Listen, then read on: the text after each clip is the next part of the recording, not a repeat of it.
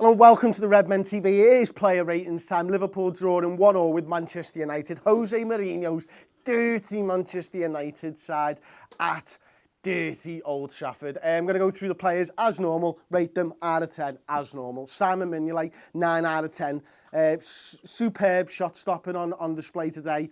Good passing, apart from the one really right at the end when he rolled that out. I had some problems with that, but you know what? He did everything else right, and I'm happy to see Simon Mignolet perform like that. 9 out of 10, easy as you like. Trent Alexander-Arnold, the new kid on the block. Is there a harder place to go to in world football and make your full debut? I don't think so, in a game that means so much to so many people around the world. Do you know what? Trent took a little while to get into it. Absolutely did. Of course he did. But he grew into the game, and do you know what? He didn't let us down. And that's the main thing. When you make that type of a full team debut in a Premier League game, and I know it's not his debut, but it is kind of, isn't it? It's such a massive game. So for him, 7 out of 10. Lovren, a few early worries. I was a little bit worried with Lovren and Klavan splitting out a little bit too much. Trent and Milner on either side just pushing a little bit too wide and causing a little bit of space between Klavan and Lovren. But he got into the game. He ate most of that stuff up for breakfast. You can't argue with Ibrahimovic's finish from that goal, but you can argue with the fact that that shouldn't have stood because, there was a man clearly offside. But Lovren, 7 out of 10. Klavan, again, I had those same early worries, but he was quietly effective. 7 out of 10 for him again. And look, not hit the heights that he has in recent weeks, but he's also not hit the lows there, has he? So what can you do? James Milner, the penalty, fucking extraordinary. Penalty taker extraordinaire. 8 out of 10. Absolutely brilliant in that left-back position again. Ran his heart out for the team. Scored the goal. No messing around. Absolutely just love him at left-back. Absolutely just love him at left-back. Jordan Henderson, middle of the park, we've missed him. We've missed the speed with which he moves the ball around the pitch. But that wasn't his best game for Liverpool Football Club. But look, and he's rushed himself back. And I'm a massive Jordan Henderson fan. I really am. But for me, he's been so much better than that this season. I think he was probably one of our top passers. His passing accuracy is still good, all that, but he just didn't.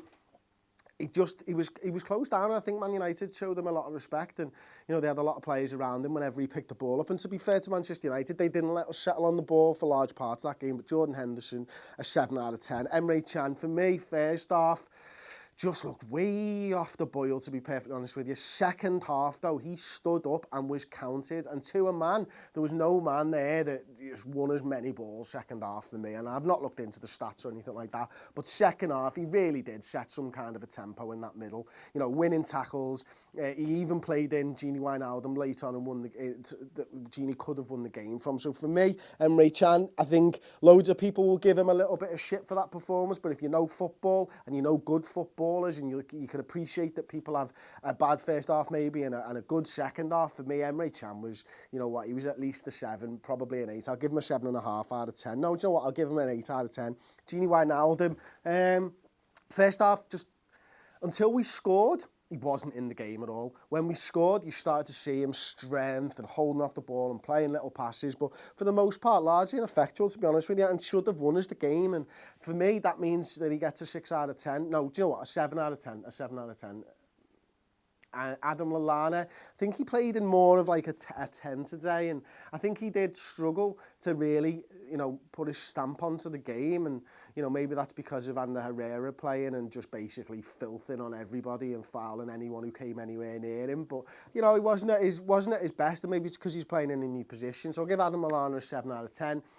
Roberto Firmino, again, you know what, from a going forward perspective, from an offensive perspective, I think it was probably a good old 6 out of 10. But if you take into account his work rate and everything else that he brings, and splitting the field and trying to set those pressing traps and just constantly being involved in harrying defenders and putting them on the back foot, I think you could give him a 9 for that side of his game. So I'm going to give him a 7. In total, to be honest with you. And I think Phil Coutinho, Divock Origi, I nearly forgot about Divock Origi.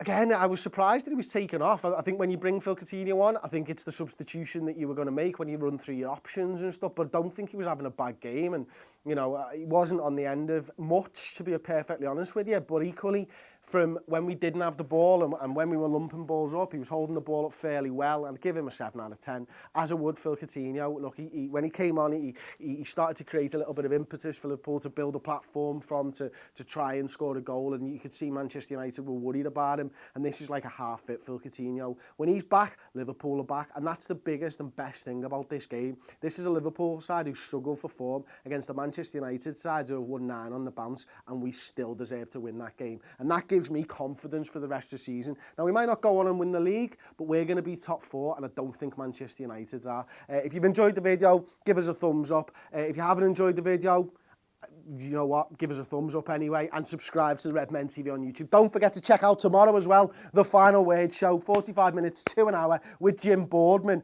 and myself and Paul Machin talking about that game in full depth and detail. Come and join us on the YouTube channel, because it's Freeview Week tomorrow.